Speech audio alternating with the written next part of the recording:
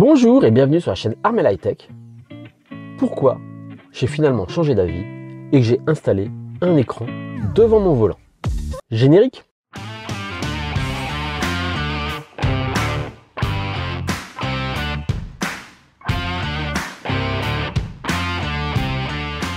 Bonjour et bienvenue sur la chaîne Armel High Tech. Aujourd'hui une toute nouvelle vidéo. Aujourd'hui je vais vous partager l'essai d'un écran.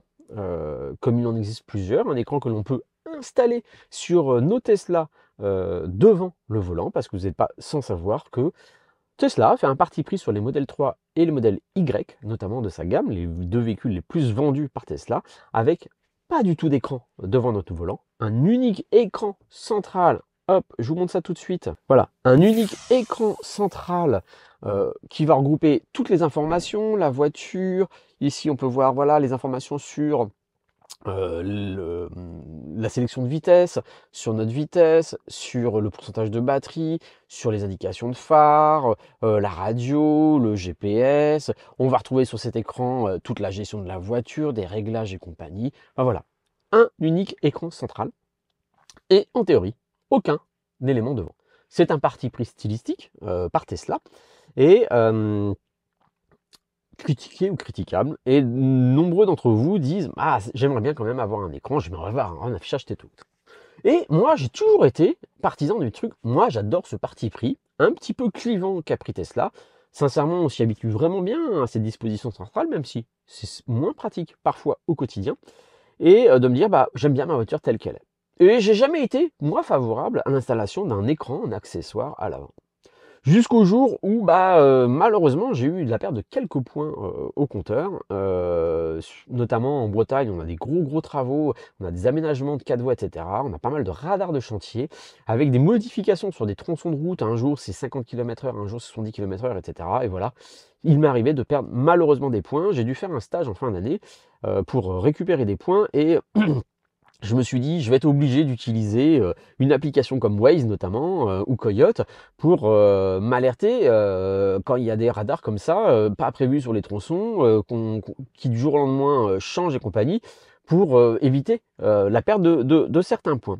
Et l'inconvénient, moi je trouve, je suis pas fan de positionner, voilà, je vais vous montrer ici, hop, j'ai un petit support magnétique de type MagSafe, ce qui me permet de mettre mon téléphone comme ça sous l'écran et de le positionner, de mettre Waze et compagnie. C'est pas pratique au quotidien, j'aime pas ça, voilà. Et puis j'ai eu l'occasion, donc je remercie Tilliard. Tilliard est un fabricant chinois. Alors, je sais que certains d'entre vous vont pas forcément apprécier, vont critiquer, etc. Mais un accessoiriste qui me dit, est-ce que ça vous dirait de tester un écran pour nous, un écran qui se met devant. Tilliard, j'ai déjà, je vous mettrai en lien la vidéo, j'ai déjà eu un partenariat avec eux. Ils m'ont permis de tester et d'installer sur ma voiture donc des feux arrière, que je trouve vraiment sympa. Donc je vous ai fait une vidéo, je vous la mets en lien ici. Et donc Tilliard m'a proposé de me fournir gratuitement, donc en effet il y a un partenariat commercial, de me fournir gratuitement l'écran, la possibilité d'avoir un code promotionnel pour vous que je vous mets tout de suite en dessous. Et donc ils m'ont proposé cet écran en me disant, bah écoutez, oui. Ouais, pourquoi pas. Ouais, pourquoi pas, pour cette principale raison que je vous ai dit, parce que cet écran a comme possibilité, notamment en dehors d'afficher le compteur de la voiture, etc., mais de pouvoir utiliser Apple CarPlay ou Android Auto. Donc ça va me permettre d'avoir Waze là-dessus sans bloquer mon téléphone avec, et d'avoir cette fonctionnalité. Et surtout, ce que j'ai beaucoup apprécié aussi dans cet écran-là, c'est que cet écran-là est couplé à une caméra que l'on peut installer au niveau du pare-choc avant de la voiture, de récupérer les images sur cet écran et donc d'avoir une aide quand on va se garer, quand on fait certaines manœuvres, etc., de voir l'avant de la voiture qu'on ne peut pas voir avec les autres caméras. Hein, je vous montre ça tout de suite. Aujourd'hui, Tesla me propose quoi? Me propose pour l'aide pour me garer, la caméra arrière et les deux caméras latérales de la voiture. Mais si je veux me garer, je ne peux pas voir devant. Et bien, avec cet accessoire, voilà ce que je vais voir apparaître sur mon écran, la vue de cette caméra qui est positionnée à l'avant au niveau de mon pare-choc, de l'entrée d'air des radiateurs de la batterie.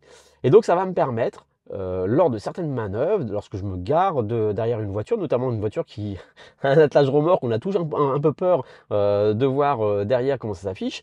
Et la difficulté avec Tesla aussi, c'est que Tesla a pris a le parti pris aussi d'avoir retiré nos radars de stationnement.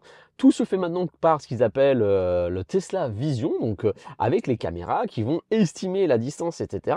C'est très très joli sur l'écran, mais c'est pas très fiable. Et quand il va nous dire qu'il y a 30 cm, bah parfois c'est 10, parfois c'est 70 cm. Donc quand on se gare, parfois dans certaines places de stationnement, en créneau, etc., derrière une voiture qui a que 15 cm devant, 15 cm derrière, c'est un peu tordu.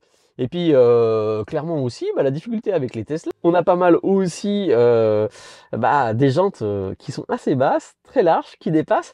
Et parfois, dans certaines manœuvres, on n'estime pas bien la distance et on peut se retrouver à râper nos jantes. Et d'avoir cette caméra devant, c'est un plus. Donc voilà ce qui m'a décidé à tester pour vous cet accessoire et à l'installer sur ma voiture. Donc je vous mets tout de suite quelques vidéos d'installation de la voiture. Allez, sur 5, je vais mettre une difficulté de 3, 3,5. L'écran en tant que tel n'est pas compliqué à faire. Pour ce faire, bien sûr, il va falloir mettre la voiture en sécurité et couper l'alimentation, puisqu'on va brancher cette caméra sur le système. Donc il faut couper l'alimentation, je vous montre tout de suite comment on fait. Et ensuite, il va falloir démonter. Alors, n'ayez pas peur, c'est impressionnant quand même de démonter le tableau de bord de sa voiture. En fait, ça se fait assez facilement. Ça se fait juste avec un démon de garniture. On a deux petites joues à démonter de part et d'autre du tableau de bord à l'avant, qui s'enlève assez facilement. On met le démon de garniture, on l'insère, on enlève les clips, il faut tirer un petit peu dessus, etc. Ensuite, on va surtout intervenir sur le côté passager. Sur le côté passager, il va falloir enlever la garniture du bas de portière, etc. pour pouvoir accéder aux prises de branchement. Il va falloir aussi enlever le cache qu'il y a sous la boîte à gants. Donc il y a un clips et une vis Torx à enlever. Ne pas hésiter à bien débrancher sur ce panneau plastique deux prises, une qui va vers un petit haut-parleur et une vers la lumière qui éclaire nos pieds. Donc vous les débranchez bien pour être sûr de ne pas les abîmer. Et ensuite, il nous faut enlever le plaquage bois qu'il y a sur le tableau de bord. Pareil avec le démon de garniture, on l'insère au niveau de cette baguette aluminium. Ça se fait très facilement, franchement il s'enlève bien. Et ensuite, il faut bien le manipuler, prévoyez un endroit où vous allez pouvoir le poser à plat pour ne pas l'abîmer. Il faut enlever. Et là-dessus, on dégage complètement notre tableau de bord. Et là, on va pouvoir installer l'écran. L'écran va se fixer directement sur les petites grilles de ventilation de ce plaquage bois, de cette bande qui se pose sur le tableau de bord, avec 4 petites vis cruciformes. Il y a un gabarit en dessous qui va permettre de bien le fixer, etc. Et en fait, au niveau de la grille de ventilation, on a plein de petits trous. Donc on va avoir 3 fils électriques de cet écran à faire passer à travers. Avant de positionner là-dessus, avant de démonter le tableau de bord, prenez votre écran, positionnez-le devant vous pour bien le centrer et voir à quel niveau. Moi, j'ai pris un petit crayon à papier, je vous mets là, tac, tac, j'ai fait mes repères, etc. pour dire là, c'est là qui va être bien dans mon axe du volant, etc. J'ai fait des petits repères, ce qui m'a permis de pouvoir voir exactement où est-ce que j'allais mettre l'écran et par où j'allais passer les fils. Une fois qu'on a fait ça, on fait passer les 3 fils à travers les petits grilles de ventilation. Ça se fait très facilement. Une fois que c'est fait, tac, on retourne. On met la baguette métallique qui va servir de fixation. On visse les 4 vis. L'écran est fixé sur le tableau de bord. À partir de là, il faut gérer le câblage. Donc le câblage, on va avoir, alors suivant la version de voiture et surtout de processeur de gestion de multimédia, il y a les versions avant 2022 sont en processeur Intel. Et les post-2022 sont en processeur AMD. Donc vous voyez sur la connectique, sur le câblage, sur le faisceau électrique qu'on va devoir poser, qui va permettre de relier l'écran à la voiture. On a différentes prises, soit si on est en AMD, soit si on est en Intel. Vous trouverez cette information-là, hop, je vous le filme tout de suite. Si vous allez dans logiciel, si vous allez ici sur autre information sur le véhicule, vous trouverez ici l'information et vous voyez que je suis sur un AMD Ryzen. Tac. Donc une fois que vous savez ça, vous savez quelle prise brancher. Donc moi sur l'AMD, très facile, j'ai la grosse prise qui se met sur la prise bleue qui est disponible. Il n'y a rien qui est branché dessus, donc il suffit juste de la brancher. Donc il y a une prise en T, on la branche. Et j'ai une petite prise à brancher un petit peu plus bas, donc là aussi avec un Y, donc on débranche le faisceau Tesla, on branche le faisceau Y du câblage fourni par Tilgard, et on rebranche le faisceau Tesla. À partir de là, on fait courir le faisceau au niveau du tableau de bord, on range bien. Moi, j'ai utilisé du scotch d'électricien pour que le fil soit bien positionné et ne gêne pas au remontage. Et là, ensuite, on branche les connecteurs. Il y a 3 connecteurs. Il y a ces 2 connecteurs qui sont liés à l'écran et il y a un 3e connecteur qui va servir à la caméra. Et là, je dirais, c'est peut-être la partie la plus technique. En fait, non, il y a un petit passage technique. Monter la caméra, c'est pas compliqué. Pour ce faire, vous devez vider votre coffre avant. Vous allez devoir enlever la bassine plastique du coffre avant. Pour ce faire, vous enlevez le cache plastique qui est au niveau des essuie-glaces, etc. et du liquide lave-glace. Très facile, hein. On le prend, il se déclipse très facilement, on le prend, on le pose. Une fois qu'on a fait ça, on a 4 vis à retirer. C'est du 10 si je ne me trompe pas, l'écrou de 10. Donc faites ça soit avec une clé, soit avec une visseuse dévisseuse. Vous enlevez vos 4 vis et il y a un petit clip qui est à défaire, qui est au niveau en haut à droite, qui est près du bocal de lave-glace, qui permet de finir de le lier au bocal de lave-glace. Donc une fois qu'on a enlevé ces fixations-là, il faut ensuite défaire le panneau à l'avant du bac de frunk. Il y a un bouton pour ouvrir-fermer le frunk de l'intérieur. Vous enlevez le plastique avec ce bouton, vous déconnectez le faisceau. Une fois que c'est fait, vous retirez le bac, vous le posez sur le côté et vous avez accès aux entrailles de l'avant de votre voiture. Bon, la caméra donc va se fixer au niveau du pare-choc avant sous la plaque d'immatriculation. Vous avez une petite charnière à monter dessus, 2 petites vis, scotch 3M, tac, vous la positionnez bien dans l'axe. Moi j'ai essayé de la mettre bien au milieu, etc. Vous la positionnez facilement. Il y a un fil et on va avoir donc un câblage qui va venir se brancher. Alors ce qui est très très bien sur le kit Tilliard, c'est que la caméra, le fil ne part pas de la caméra directement dans la voiture. On a un fil qui part de l'écran jusqu'à la caméra avec une fiche pour se brancher. Je trouve que c'est très pratique. Vous verrez, quand vous regardez sous l'ouverture, le mécanisme d'ouverture du frunk, etc., il y a un petit bandeau caoutchouc en fait d'étanchéité et on va pouvoir passer ce fil à travers. Donc moi j'ai utilisé un guide fil, un furet comme on dit, d'électricien, pour le passer. Voilà, j'ai passé le fil, j'ai pu brancher la caméra, et ensuite il va falloir faire revenir le fil à l'intérieur de l'habitacle. C'est là que c'est le plus technique entre guillemets. Vous allez avoir donc à la base de la charnière avant droite de la voiture, donc à gauche quand vous travaillez vous allez avoir à la base, entre la partie avant et l'habitacle de la voiture, vous allez pouvoir apercevoir au fond un gros bloc caoutchouc qui permet de faire entrer un faisceau Tesla à l'intérieur et 2 petits ergots, 2 petits tétons qui dépassent. Et bien avec une pince coupante, vous ouvrez par exemple le téton de droite et vous allez pouvoir faire passer votre fil de la caméra à travers et le récupérer à l'intérieur.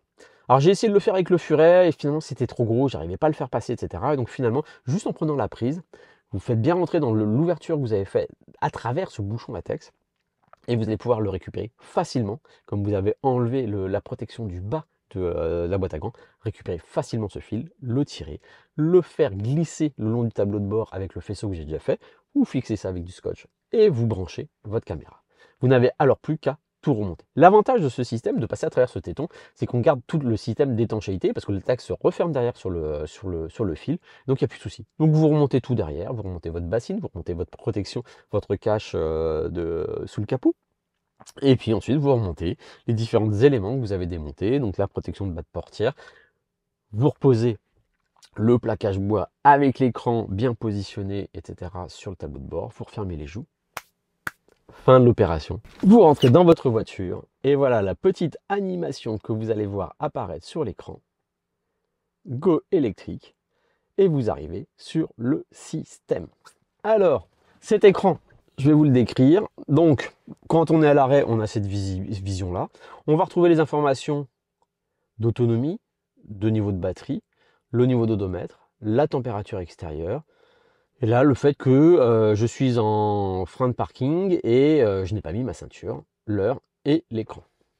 Si je place la voiture en mode départ, comme je suis en dessous de 20 km/h, de facto, la voiture va me mettre l'affichage de la caméra avant, jusqu'à ce que j'atteigne 20 km/h.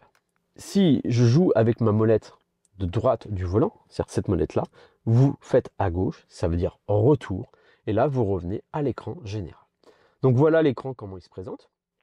Donc on a plusieurs façons de gérer l'écran. Donc Vous avez différents menus, donc vous pouvez les balayer comme ça avec votre écran, au niveau du centre. Et surtout, vous avez la partie Setup. La partie Setup, hop, je vais essayer de mieux vous le montrer, va nous permettre de pouvoir gérer le langage. Alors la langue, c'est soit du l'anglais, soit du chinois, etc. Donc il n'y a pas encore la langue française, donc en anglais ça se fait très très bien. Votre time zone, donc pour nous ce sera UTC plus 8. Vous pouvez gérer si c'est en Celsius, en Fahrenheit, si vous êtes en 12-24 heures, si vous voulez un système de vitesse américain ou européen, donc on reste en européen, l'unité de mesure de votre pression de pneus, la couleur de votre voiture. Voilà, donc c'est là que vous allez pouvoir choisir que la voiture qui va s'afficher sur l'écran soit de la même couleur que votre voiture. Day and night, c'est là que vous allez paramétrer si vous voulez que l'affichage soit toujours en clair, en nuit, hop, ou suit automatiquement l'affichage jour-nuit et va se caler sur l'affichage jour-nuit en fait de la voiture. Pareil, la brillance, là si vous choisissez follow, c'est-à-dire que c'est moi qui vais gérer la brillance avec, hop, je vous montre la brillance de l'écran. Et donc si je fais diminuer la brillance ou si je fais l'augmenter, c'est en fait l'écran central de Tesla qui va fonctionner. Un petit bouton un petit peu particulier, c'est si vous voulez un affichage en mode plaid. Et quand vous allez pouvoir avoir l'affichage plaid. Bon, c'est gadget, moi je l'utilise pas du tout. Wi-Fi, donc Wi-Fi, c'est-à-dire que vous allez pouvoir faire des mises à jour over the air. Et donc là, c'est le système Wi-Fi que vous allez pouvoir utiliser. Donc en paramétrant le nom du Wi-Fi CAR, C-A-R en minuscule, sur votre téléphone, si vous faites un partage de connexion, en appelant votre téléphone CAR, C-A-R, et en mettant comme mot de passe de partage de connexion 1, 2, 3, 4, 5, 6, 7, 8, à ce moment-là, vous pourrez faire des mises à jour over the air. La caméra avant, si vous voulez l'activer ou pas l'activer. L'audio, donc Power Amplifier, Original Bluetooth. Et puis, si vous voulez que l'affichage se fasse en grand écran, ou si vous voulez un split screen, ce qui vous permet d'afficher Android Auto ou Apple CarPlay. Donc là, elle est obligée de redémarrer pour le prendre en considération. Apple Auto ou Android Auto ou Apple CarPlay à gauche de l'écran, sur 2 tiers de l'écran, et sur 1 tiers de l'écran, vous allez conserver l'affichage de la voiture. Voilà. Et donc vous vous retrouvez avec cet affichage-là, où je vais avoir, ici moi, Apple CarPlay, je suis sur un iPhone, et sur la droite, juste le retour d'informations. Je suis en draft, je suis à 0 km/h, limitation de vitesse à 30, j'ai la voiture, etc. Si je mets mon clignotant à droite, hop, vous voyez que j'ai mon clignotant. Si je le mets à gauche, hop, vous voyez que j'ai mon clignotant. Si je veux retourner à l'écran du screen, voilà, hop, je fais ici sur ma molette, je fais un retour. Vous pouvez aussi choisir le thème de l'affichage central. Vous en avez 3 disponibles. Moi, j'utilise celui-là qui va me permettre de voir la vitesse, de voir ici la puissance quand j'appuie sur l'accélérateur. Au centre, des informations que je peux utiliser, pression des pneus, thème, etc. Voilà. Et puis bien sûr, hop, on a Apple CarPlay, et ce qui est quand même le système. Voilà. Vous allez retrouver vos applications liées à votre téléphone en Apple CarPlay. Donc, c'est quand même plutôt pas mal. Et surtout, moi, ce que je trouve vraiment bien, c'est que je vais retrouver Waze. Donc, comme je vous le disais, je vais retrouver Waze, donc qui va me permettre d'avoir du GPS, mais en fait, je ne vais pas du tout utiliser Waze pour le GPS, mais je vais l'utiliser essentiellement pour me prévenir quand il y a des dangers sur la route, s'il y a une voiture qui est arrêtée, s'il y a un contrôle de police, etc. Je trouve que c'est un vrai plus en termes de sécurité, finalement, au quotidien. Et personnellement, jamais été un pro Apple CarPlay ou Android Auto. Pourquoi parce que moi, ce que j'aime beaucoup sur ma Tesla, c'est la gestion des SMS notamment. Je suis en activité professionnelle, je reçois beaucoup de messages dans ma journée, etc.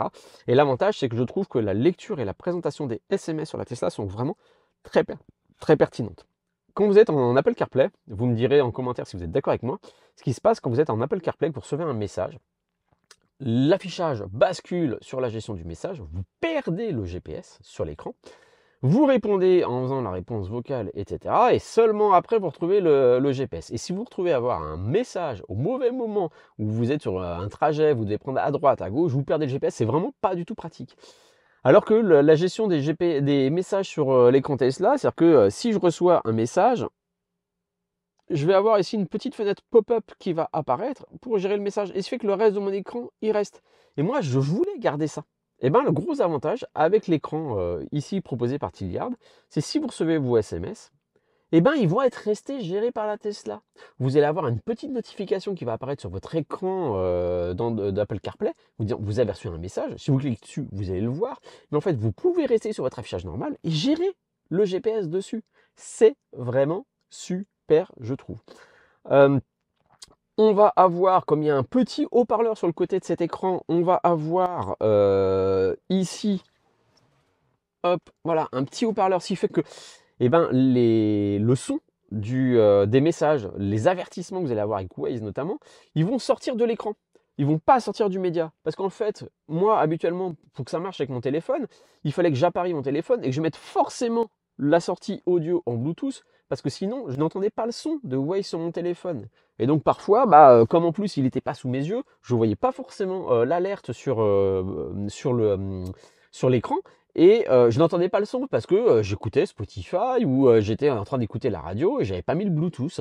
Et donc là, l'avantage, eh ben, il est là. C'est-à-dire que je vais avoir l'alerte sonore qui va sortir de l'écran.